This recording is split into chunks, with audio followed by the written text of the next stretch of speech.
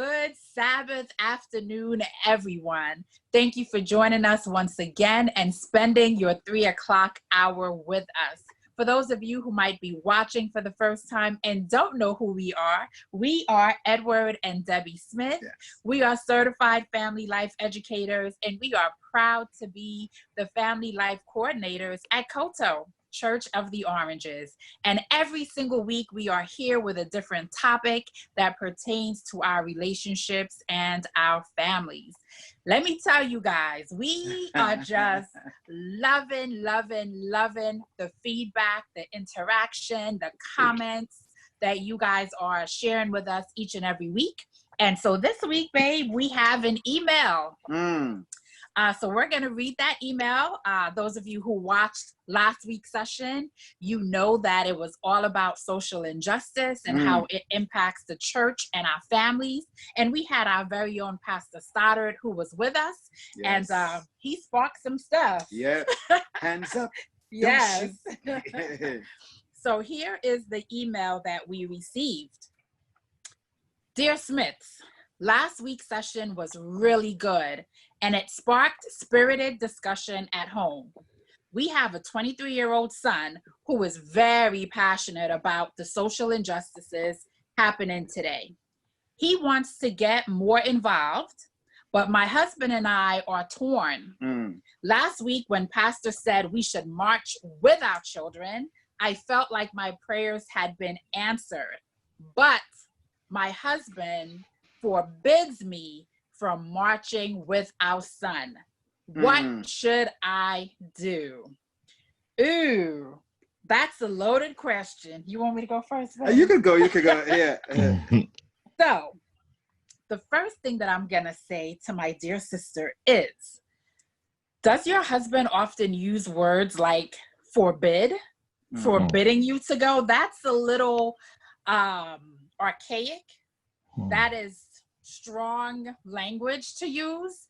He might feel very passionate about it. I would say that he's coming from a place of fear because we see what happens at some of the marches. I think it's time for a family meeting. You, your husband, and your son to sit down, talk about what's happening, allow your son to express how he feels and how you can support him as parents. And just have a conversation, have a dialogue, talk about the pros and the cons of being there to support your son, express how strongly you feel about it, and take it from there. We don't want this to become a divisive, family fight, but we think it is time for a family meeting, bring everybody together and lay the cards on the table. Make sure you pray about it. Make sure you're respectful to one another, listen to one another, and see how the Spirit leads. Well, so I'm going to give the male version of all of that that you just spoke about, right?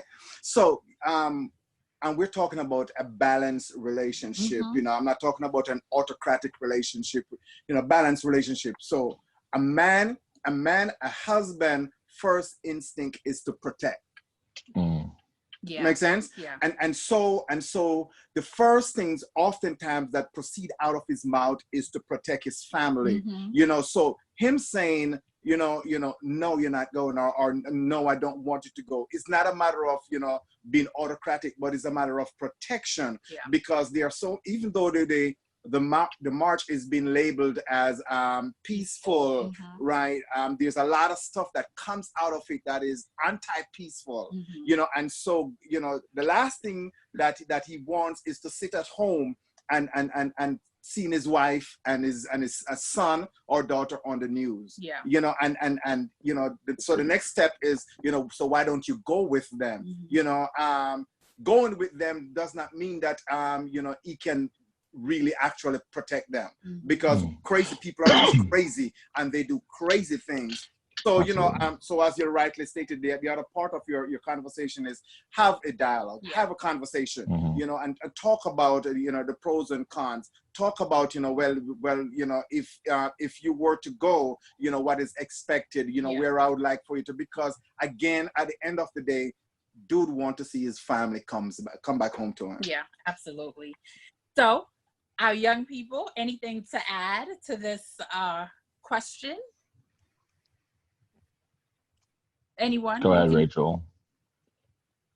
I just would agree with you, Sister Smith, that having that family discussion is nice to do, because then from the son's perspective, even if hearing his father out, it might give him maybe an alternate way, like say, hey, maybe I respect you, Dad, I hear you, and I understand that you want me to be safe, so maybe I can participate in, this fight a different way. Like not everyone has to go to a protest, to be involved in the movement. So maybe it can spark a conversation, like what other ways do I have interest in being a part of the movement, but that, everybody can benefit from it. So you feel that I'm safe, I feel that I'm still being a part of, this action, at this time. So I think the family discussion is not only for the parents, but it's good for the children as well. Great Wonderful. point. Great point. Great Thank point. you. I just want to echo like the things that you guys have already said. I completely agree with those. I think that it's very important, especially seeing as it is noted that the son is very passionate about this. And right now, it is so important that especially Black men are passionate about this, because this is our lives. I see these things going on in the news, and obviously it's terrifying, but I can't help but see myself. And so especially at a time where a young man is really passionate and really fired up about wanting to do something to change the reality of his life, I think it's very important that the parents are saying, this is a time when I understand it may be dangerous, but we have no other option. This is the last resort. We are out there being peaceful, and that's about all we can do. And so I think it's really important that, just like you guys said, have a conversation about it. You don't have to be out there protesting. There are 100 different ways to give. In the same way that we in the church say that, you should give based on your speciality, it's the same way. Not everyone can give the same thing. You should give based on what God has given you and what you are supposed to then fill into other people. So I think you guys really filled everything. I love it. Amazing. Thank you. So hopefully the person who sent that email is watching again today and has received some valuable information that she can implement. So we are just excited. We have two of our very own young people on with us today.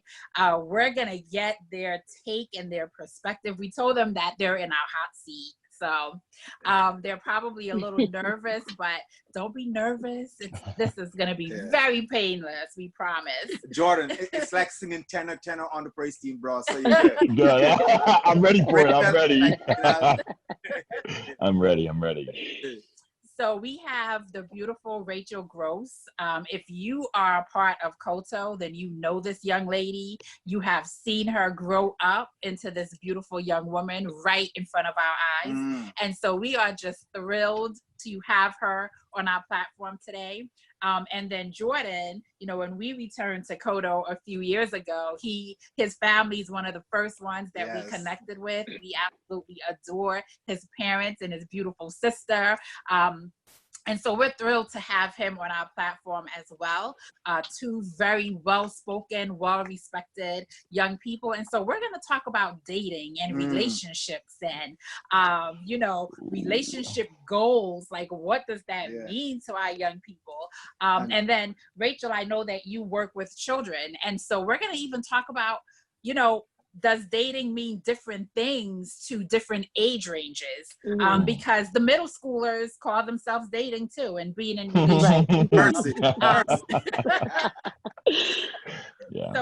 So listen, if you are a parent, you need to, and other parents of children, middle schoolers, preteens, you need to be sharing this video, tagging your friends, because this is important information that you need to know as our children grow and blossom into young adults like Jordon and Racheal. So babe, do you want to ask the first question? Well, first of all, I'm very curious about the topic that we're talking about today. It's not just dating, but it's millennial dating. It's complicated. Hashtag is complicated. It's complicated. I remember, and so as you guys know, we have a 21-year-old, well, a 20-year-old and a 17-year-old. I can't believe JD's 17, about to be 18. Racheal, you better come get him because you know. And so I remember when our 20-year-old, we see that she was involved in a young man, and the young man liked her and stuff, and so asking questions. So are you guys in a relationship? Pops, is complicated. Like, what? You're like, oh, what does that mean? I'm like, complication. what does mean? What does that mean? Does that mean that you're he's under 20, married and you're yeah. like what is? What are you talking about? Complicated? What's that? So that's gonna be my first question this evening, guys. When you guys says that you're in a relationship but it's complicated, what in the world does that mean?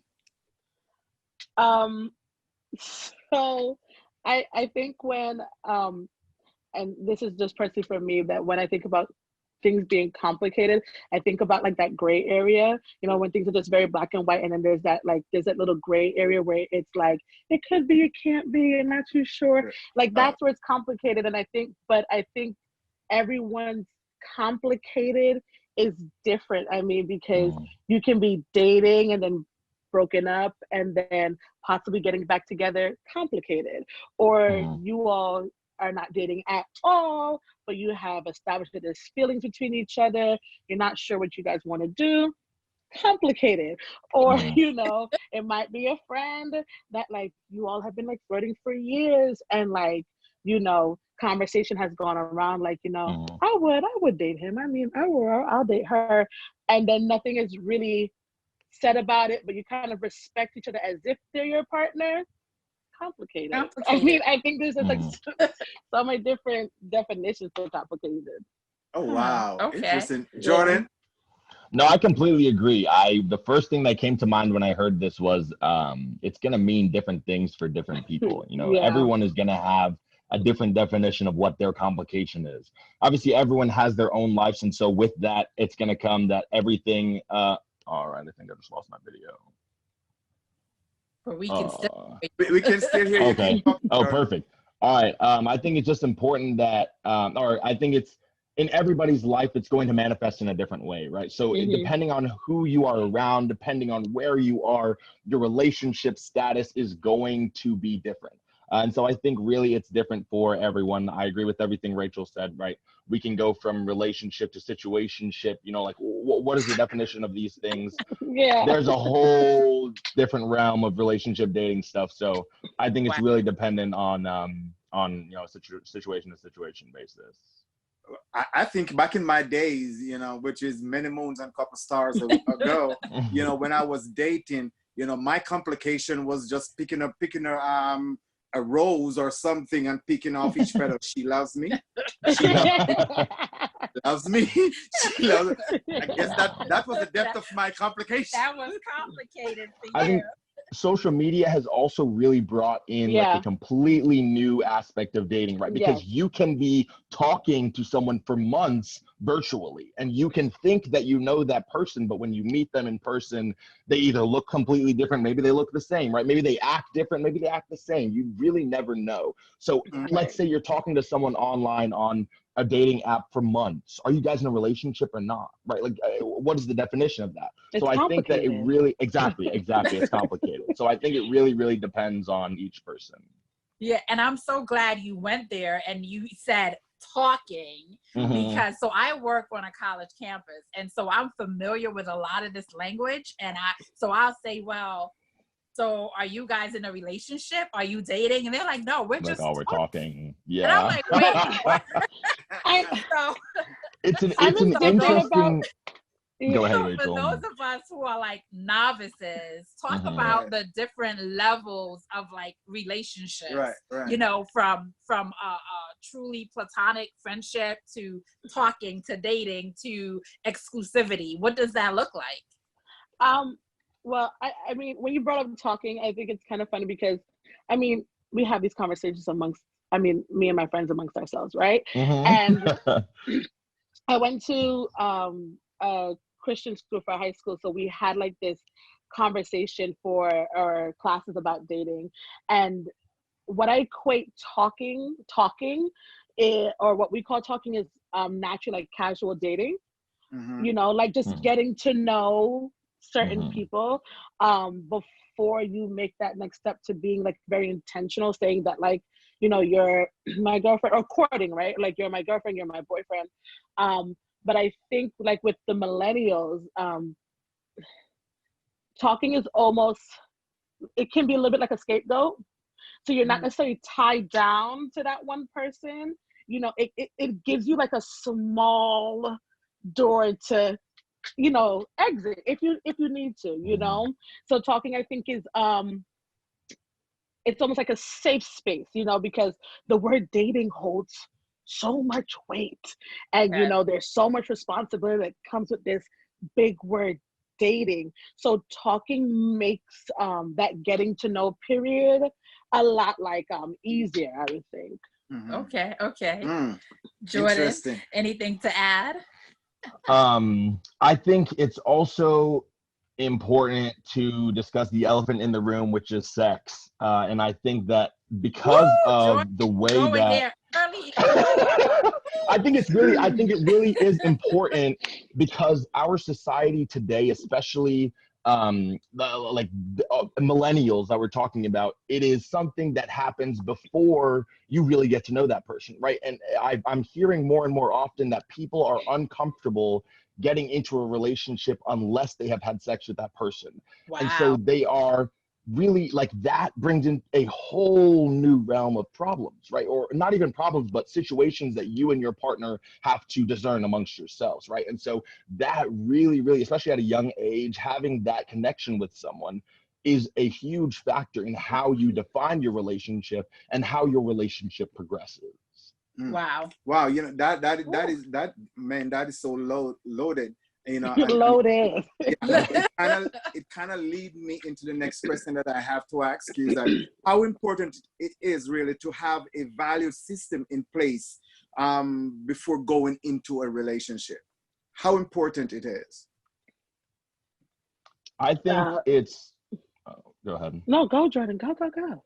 I think it's important to have a value system before getting into a relationship, because getting into a relationship is a very intentional thing, right? You are deciding to yourself, I want to share my time, my space, my energy, my everything with this other person, right? And so if you are not sure about why you are in that relationship, not only is that problematic for yourself, it's problematic for the other person who may be pouring themselves into you and they are not reciprocating the same thing, right?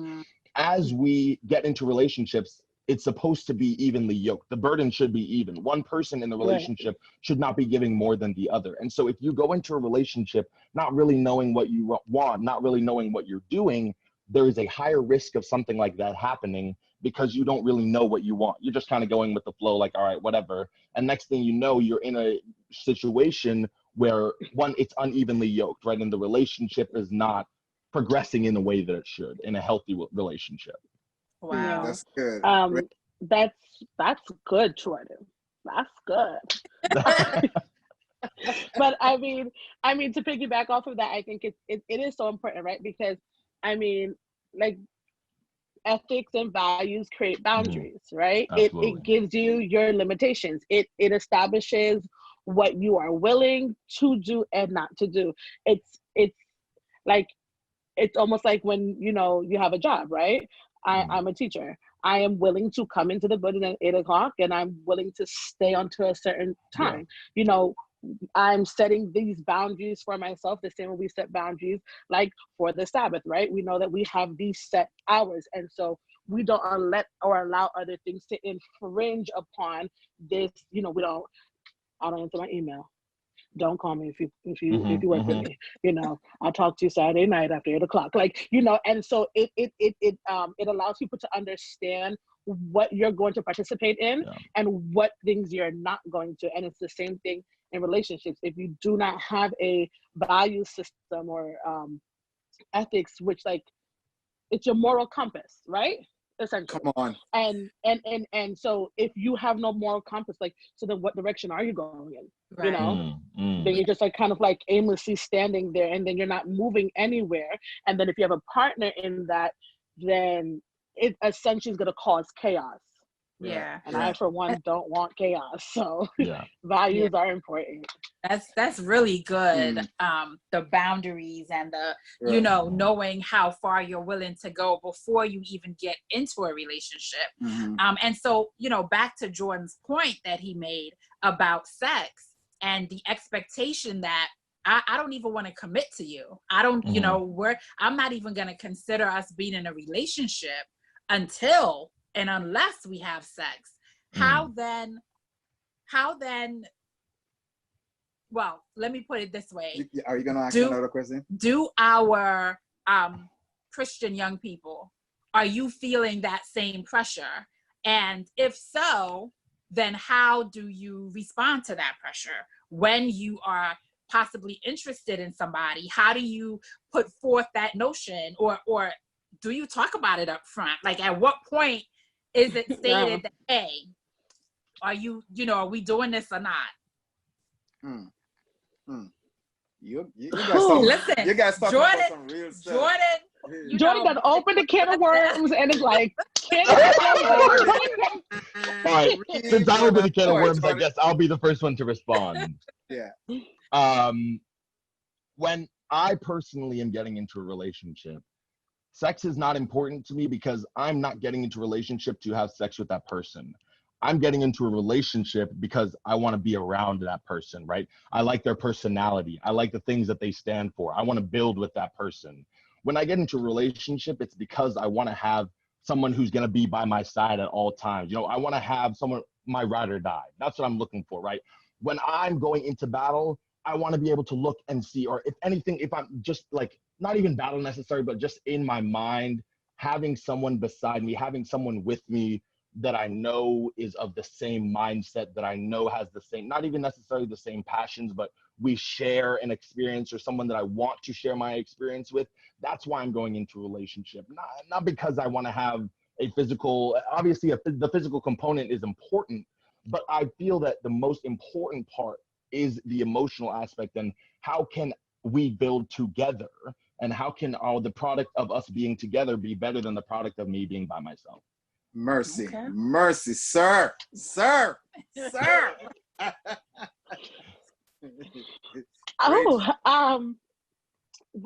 I do think that, or not even do think, I know that Christian young people are posed with the question of having sex before, or, you know, determining the relationship with somebody. And to Smith's question, like, is it upfront? I think it just depends on who the person that you're having the conversation with.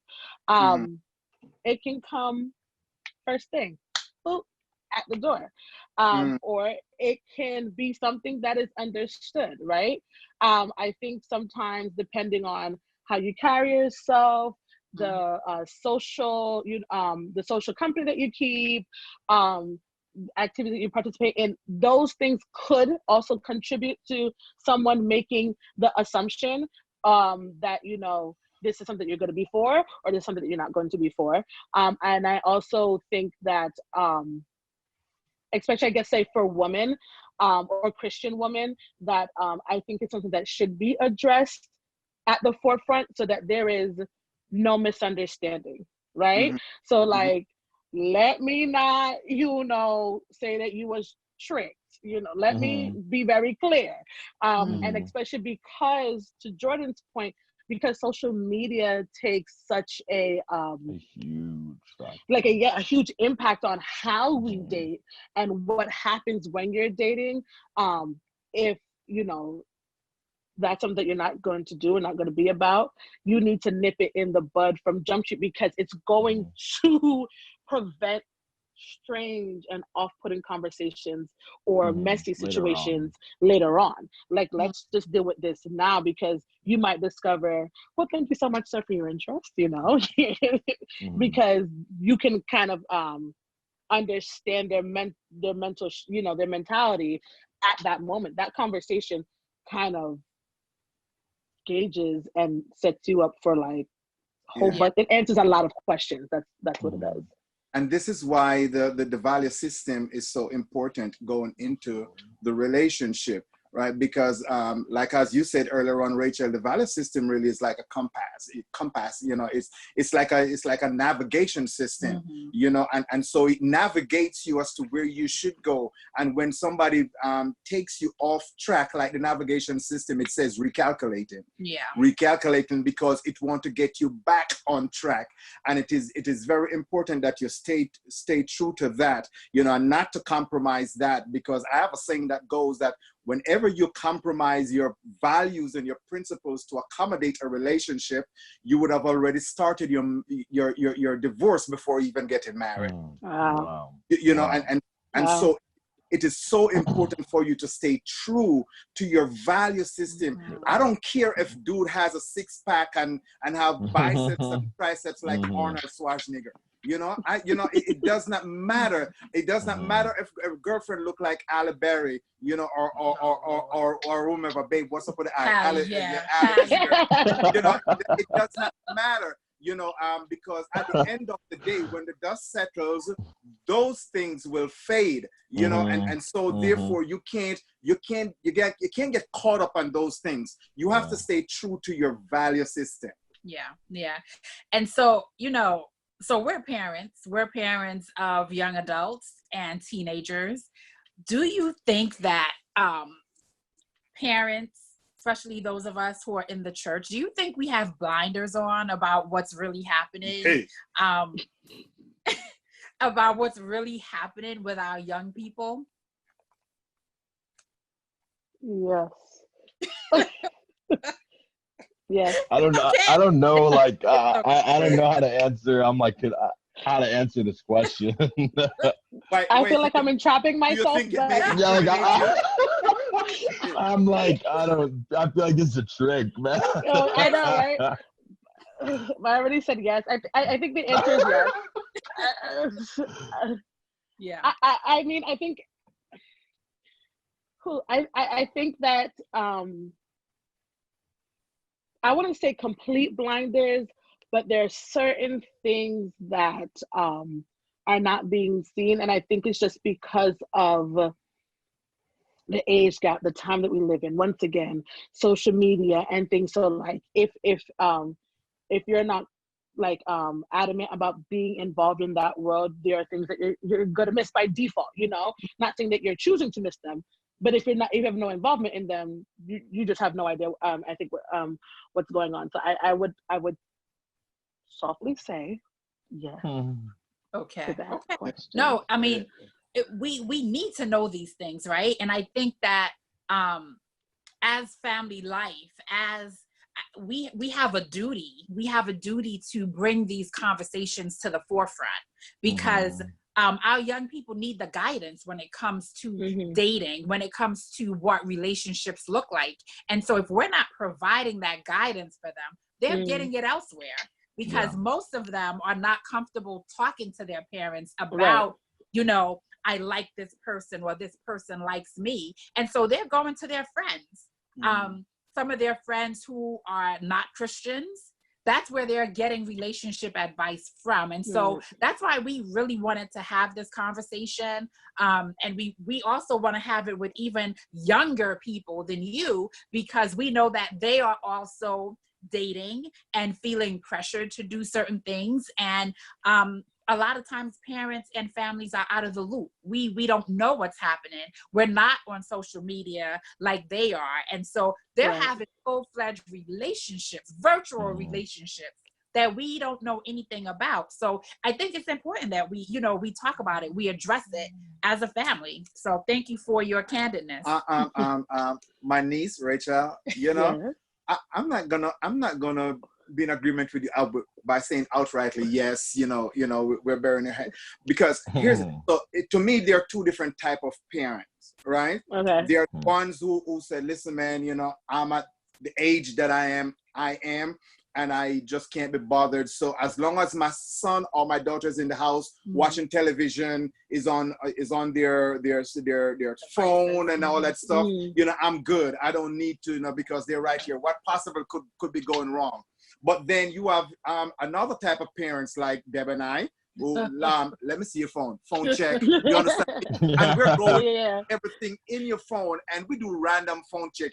You can lock your phone all you want, but you could change your password, but we need to know the password. You understand? Because we do random phone check. Listen, and and even though you guys may have different word or different slang, but the Bible said there is nothing new under the sun. Under the sun. Right? And so therefore, for the parents that are in tune with their children, they see you before you move. You understand me? Because when I was a child, I did that. Yeah. Or I did something similar to that. So I see you before you move. I may not be able to tell the detail of your move, but I know that you're about to move into something mischievous. And so therefore we need to have a conversation. And you know what? And I think even for the astute parent who does random phone checks and who is on social media with their kids, there's still things that we're going to miss. Of course, right? Absolutely. Yeah. Because we can't be everywhere all at the time, all the time. And so, but it's important to know what's out there. It's important to know some of the challenges that our children are facing, if for no other reason than to know how to pray for them. Because I think sometimes you don't even need to have a conversation about that topic or that thing, but you can go intercede. You can go in your prayer closet and pray your child through a situation that they don't even know that you know. So, if for nothing else, just being aware of what's out there so that you can cover your child or your children in prayer. I think also. So go ahead, Jordan. Go ahead, Jordan. I was going to say, I think also like you guys said, it is impossible to always know what your children are going to get into or know, the things that may happen.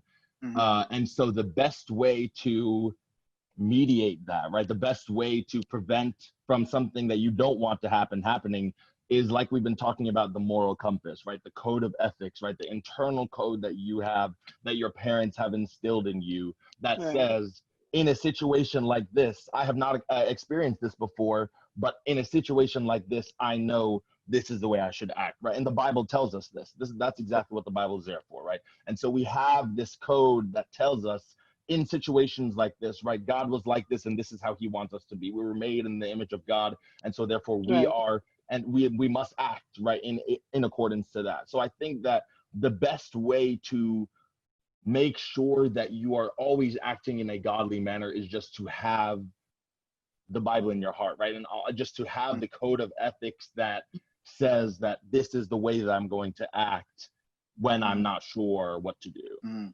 And even picking back off of Jordan with that moral compass, I mean, or for with parents, if this is something that's being demonstrated or talked about and taught often in the home, I mean, I know for me, not even in relationships, just in life, when I'm in a situation and sometimes I'm just everyone knows Sister Groce. I can hear her. I can hear her. You know what I'm saying? I can hear my parents' voice. I can say okay, if this was presented to them, this is what they would probably say and or do. And then it's hopefully, with God's wisdom and grace in me and upon me, I'm using bits and pieces of what I've learned and picked up and and putting together a sound decision and so even with parents, and then bring it back to the email, having conversations. I know it's weird.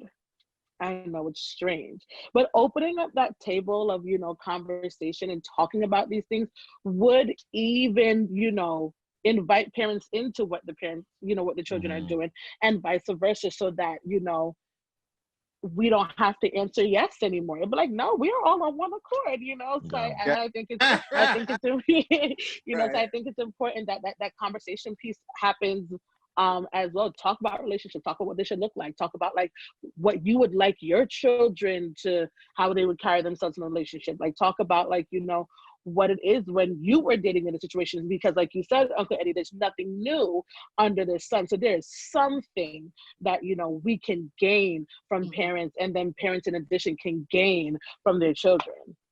Yeah, beautiful. Awesome. So whether or not you're in a relationship or venturing into a relationship, what are some of the red flags? You know, what are some things that are red flags for you? We'll say, listen, not going there. We're just not touching that. Devil worshippers. Yeah. Okay.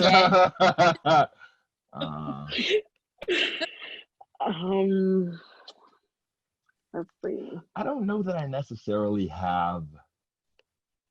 Obviously, there are things that are like if I see something, but I'm trying to think of what that thing might be. You know, like red flags. Okay. Well, first I can say that if you have a value system, anything that goes against your value system, is more likely right. red flag, right? You know, so what are some of the things that you probably could name right off the back that would go against your value system? Like for me, it would be their relationship with Christ, like spiritual relationship. You know how like they say, what is it, like 4 or 5 love languages? Is it 4 love languages? 5 love languages. There's 5 love languages, and I was talking to good friends of mine, and I was like, you know, I almost want to add 6 and say like spirituality is definitely a love language, and I think that if you're moving into that direction where you want your partner to, you know, join you in spiritual activities and in ministry and things of that nature, that can cause a big clash. I know that it will cause for me. It has caused for me. So I think spirituality plays a big part as a red flag for me. Okay. Okay, Jordon, do you have any? I'm drawing blanks here. Yeah, you can't think. All right, so go ahead. No, so let me ask you another question. What does unequally yoked means to you? I think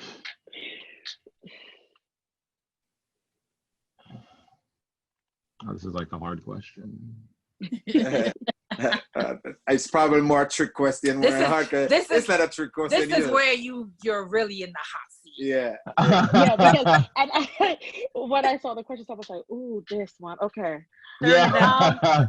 So while Jordon thinks, and like once again, the group of like my godly community, we have these conversations a lot, and so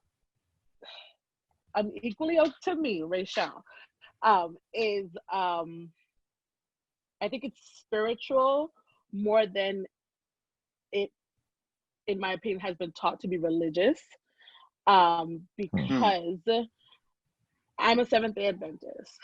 John can be a Seventh-day Adventist, and that's my title. But John might not have this zeal and the passion for ministry. He might not too much care or reverence the observance of the Sabbath, you know, where that is very important to me. So in that case, I would consider us unequally yoked, where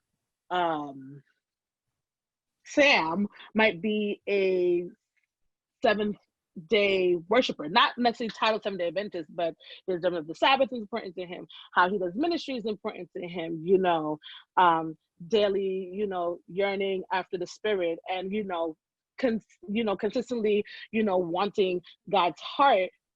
But I'm Seventh-day Adventist. Does that make us not? I would consider us equally yoked. I think when I was growing up, I considered like equally yoked being title, like, oh, you're Seventh-day Adventist, I'm Seventh-day Adventist. Okay, let's, you know. And then it's like as I get older, and there's so many different types of Seventh-day Adventists within the one church, you know, and you all might have nothing in common. So I think yoke is on the heart. I think yoke is on your spirituality. I think yoke is your relationship and your connection with Christ over than it is religious. Beautiful. Wow. Because I believe you can both attend the same church and be unequally yoked. Absolutely. So I definitely respect that explanation. I completely agree with what Racheal has said. I completely echo that, because I think that too often people are caught up, and I think this is just generally, people are caught up in labels, right? Oh, I'm Christian, I'm Seventh-day Adventist, I'm this, I'm that. Cool, but you can say that, but what does that really mean? And what does that mean for you, right? Each person's relationship with God is vastly different. And I am not one to say anything about your relationship with God, right? And so it is our responsibility then to share the passion, the zeal, as Racheal said, with God, with our partner, right? And it's okay if they don't share that same passion, but as long as we are able to coincide, right? We should be able to work together and eventually get to having a level of spirituality that we can both match, right? It doesn't necessarily have to be that, oh, we are both this, we are both that. But if you have a spirituality, right, with God that is on a connected level, I think that is what is most important in being equally yoked. Yeah, and like, don't get me wrong, I think, like, you know, if I was dating someone and they were like Sam, they're not like, say, Seventh-day Adventist. I mean, like, I think being Seventh-day Adventist is a plus. I think it limits a lot of conversations that we have to have. I think it limits or like it kind of covers certain expectations, and you know, it covers certain like for a better word, like say protocol and things like that when you are a Seventh-day Adventist. But being a Seventh-day Adventist doesn't, like you said, you know, doesn't mean that, you know, we are moving on one accord. And so to come back to the red flag situation, for me, Sabbath observance would be a red flag for me, because I really treasure the Sabbath. It's like my thing. And that would be kind of tough. I think that would be very hard for me. Even if like all the other boxes were unchecked, or if all the other boxes were checked, that's a pretty large box. Okay, awesome. While being a Seventh-day Adventist, you know, our desire, our hope is that it would cover a lot of things that you just spoke about, Racheal, but oftentimes, unfortunately, it does not. That's not the case, you know. It just does not cover all those things, you know, but awesome answer, you know, nonetheless.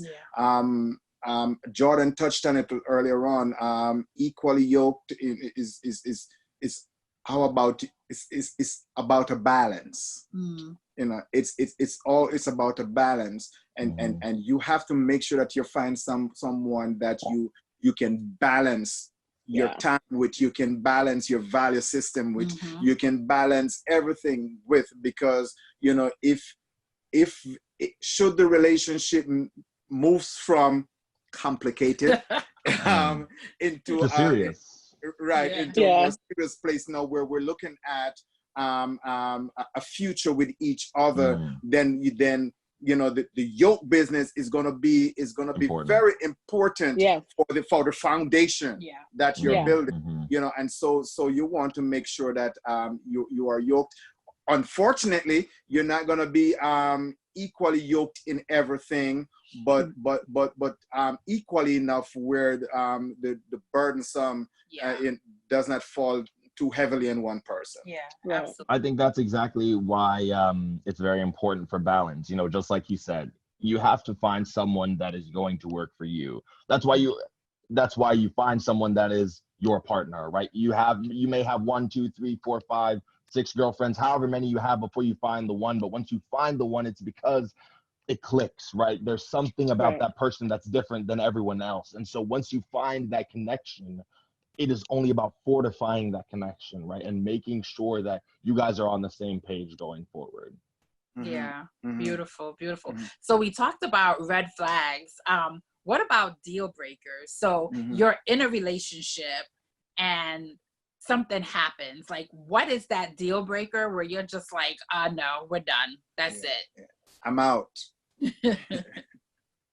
Lying. Okay. Lying. Cheating. Lying. Cheating. Lying. I think, I mean, I haven't reached that place yet, but I mean, I just think like once trust is broken, it's kind of hard to do much of anything. Like it can be in any category, like distrust financially, distrust physically, distrust emotionally. Like once like distrust is invited in, it's not the same. Yeah, and it's very hard to repair. Like not even relationship, but like just even friendships, right? Yeah. Like you and your best friend, y'all been friends before, you know, you can even like recall. But once there's that small, you know, window or invite of distress, it changes your perspective on everything the person does, even if they are sincere and genuine from that time moving forward. Your mind, you know, just totally switches, and then it's like that game of like, is it true, is it not? And that's stressful. That's stressful. So the stress is, I think, you know, a deal breaker for me. I completely agree. I think that like if you at any point no longer have trust in your significant other, then it is a clear indication that you should reevaluate, because something has gone awry, right? The original point that you got into the relationship was because you trusted that person enough to say, I want to be only with you. Right. And so if you no longer have that same trust, something needs to be reevaluated. Something needs to be discussed. Hey, you did this. Hey, I did this. Something made me feel as though there was a disconnect. Let's discuss it before we move on, before it just glazes over, right? Hence the reason why it is so important that venture into a relationship. These are conversational piece. That, you know, you must have a conversation on these things. We can't get caught up in you know, oh, he makes me laugh, he's so funny. Oh, he buys me the best of things. You know, we can't get caught up in those things. You know, we have to have a conversation, you know, especially when you're thinking about getting married to this person, you know, and not only just that, but, you know, a lot of people don't do it, but you have to get to know the family. You know, what your family tree look like. Ed, how close are you to your mother? You know, you know, Deb, how close are you to your dad? Because those things are a contributing factor as to how we will treat each other once we get together. You know, does disability, watch this, does disability runs in your family? Mental illness. How deep does mental illness runs in your family? Because, you know, it may skip a generation, but then it may come over on our children. So these are things that we have to know so that we can prepare ourselves, you know, going forward.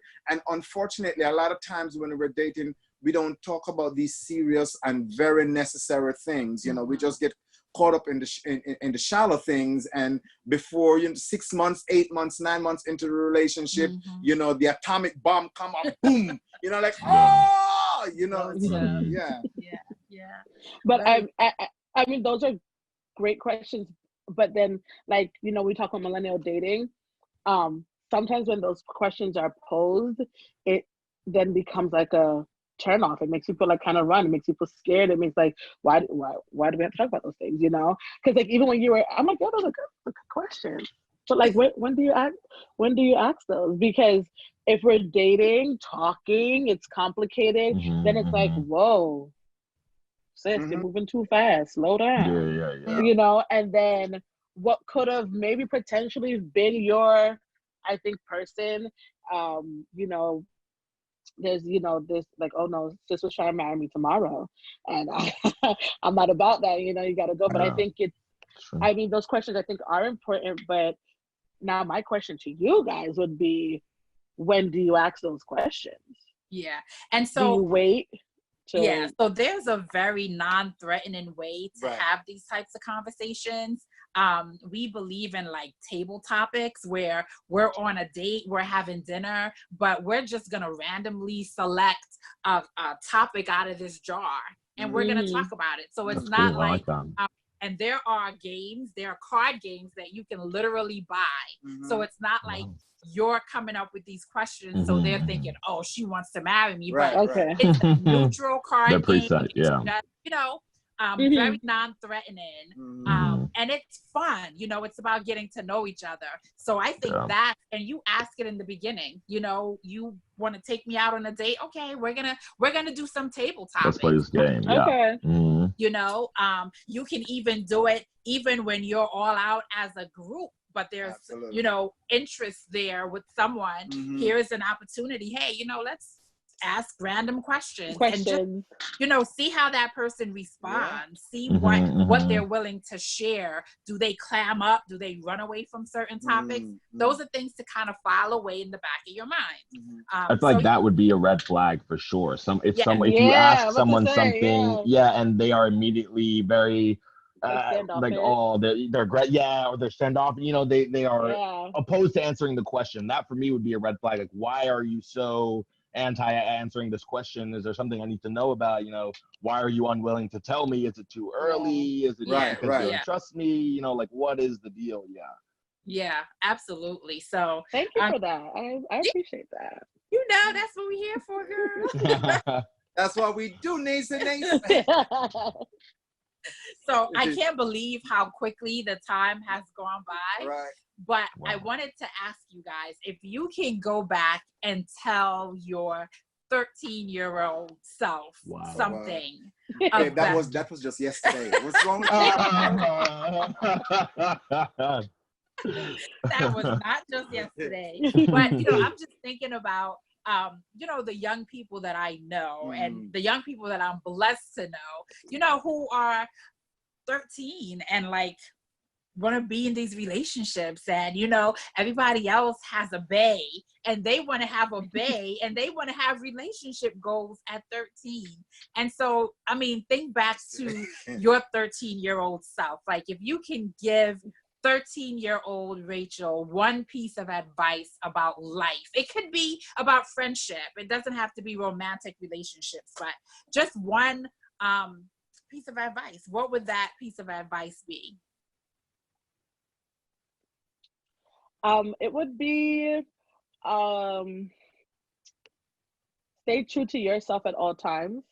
And it's two of them. I think I would say stay true to yourself at all times and learn how to protect your own space. I think now that I'm getting older, it's hard sometimes you can be friends with certain people, but still know when you need to have that self space to like stay centered as to who you are and being true to yourself, because you'll be able to shave off friendships a lot earlier. And that community that you need, now I'm 28, that could have been fostered years ago, instead of like looking into this continuous cycle. So be true to yourself and protect your space. Mercy. Love it. Jordon? I think the first, I want to steal one from Racheal. Be true to yourself. I love that. I think it's really important, especially growing up, that not even just growing up, but I think in general, before getting into a relationship, before doing anything, you have to be true to yourself. You have to really know yourself. You have to be confident in yourself before you can pour yourself into someone else. And I think that is the most important thing. If you are not confident in yourself, if you are not secure in who you are, then you should not be pouring yourself unwholeheartedly into someone else. That's the first thing. The second thing I think is trust God.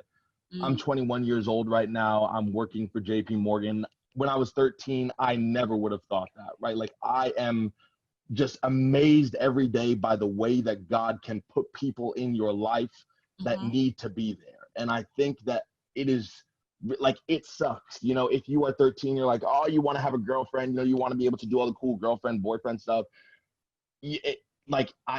Obviously, when I was 13 years old, I didn't want to hear this, but you just have to wait, right? Like, the reason that you get into more serious relationships as you grow up is because you become more sure of yourself, right? You become more true to yourself. You understand who you are, and then you can really pour yourself into someone else. Like I said, you should not be in a relationship unless you are really sure and confident in yourself, because you are just doing more detriment to your partner. Yeah. And that is opposite of what you are supposed to be doing when you're in a relationship. And so I really think that if you wait on God and you are true to yourself, you can absolutely be 100% successful in dating. Go for it. Awesome. Mercy, love it. What words of wisdom. Yes. You guys are amazing. Yes. Thank you. Yeah, you're welcome. And so as we wrap up, one final question. I always bring it back to like family life and what the church is doing. So what is something that you would like to see the family life department and the church to kind of partner with parents and families and what's happening at home, so that young people and children do get a better sense of what healthy relationships look like, what it should look like, and even just to open up dialogue? How do you think we can do that as a church, as a family life department? I think it's just like when I asked that question of how do you ask those questions, and I'm sitting here that like you gave me an honest, sincere, genuine answer.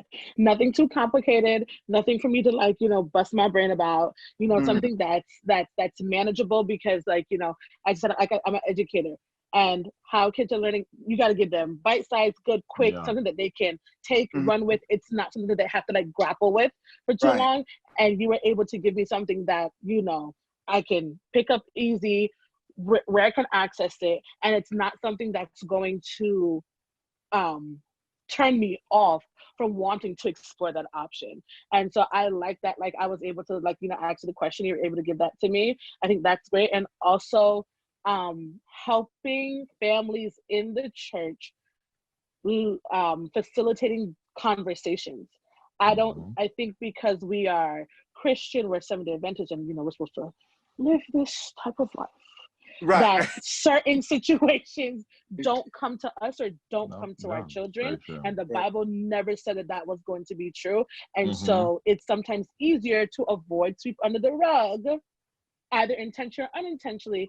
And if we're just like how we're here, we were all able to have a good, enriching conversation about things that we often don't talk about with our age group versus your age group. And so I think if we get into the habit of talking and how to talk and how to listen, that it will foster much better relationships. Thank you, Racheal. Anything to add, Jordon? I mean, I think Racheal hit it right on the head. Things like this are really great. I think of myself personally at that age. What would I have wanted to hear, right? What would I have wanted to see?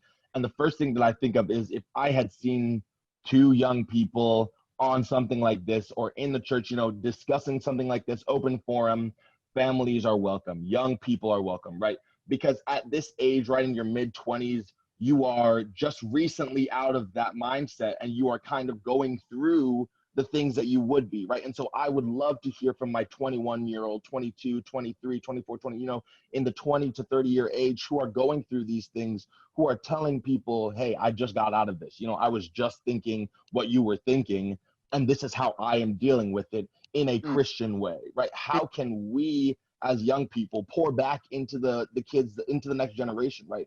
I feel like that is the best way to do it, because that is the way that I would have thought, oh, wow, I really want to listen to these people. I want to hear what they're doing. They're only a few years out from where I am. That's going to be me soon. And so I can take that guidance and really apply it to myself, because it's a real person, rather than because if we have people in the older generation talking at young people, they hate that. I hate that. Talk with us, right? Exactly. If you talk no with fear us, either. exactly. Then if you open, an open dialogue, if it's comforting, again, going back to trust. If I trust that we can have this conversation and there's no judgment between us, I can ask questions openly, you can ask questions openly, and we both answer truthfully and openly, hey, that is really going to work for everyone, right? Yeah. But that has to happen. There has to be that trust, and there has to be that avenue where people feel that it's open and judgment-free, where we can really discuss things that absolutely need to be discussed. Awesome. Man, awesome. Guys, I'm honestly telling you that I'm sitting here, and we have done this ever since COVID-19, and we have been quarantined.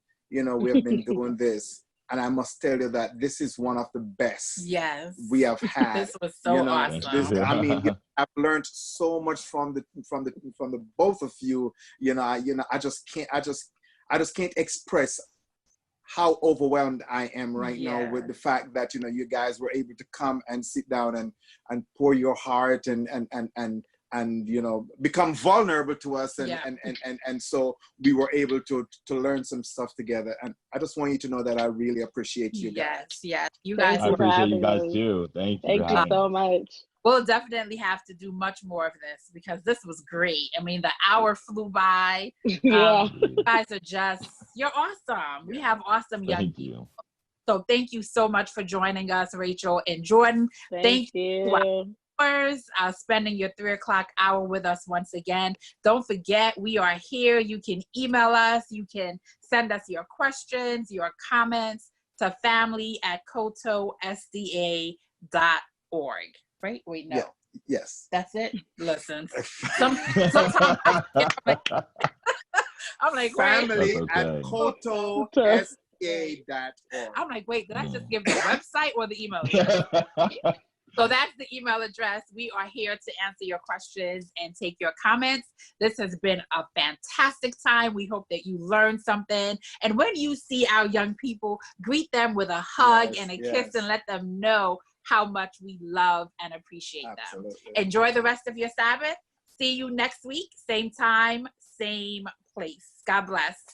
Love you guys. Thank you. Bye. Thank you guys. See you guys.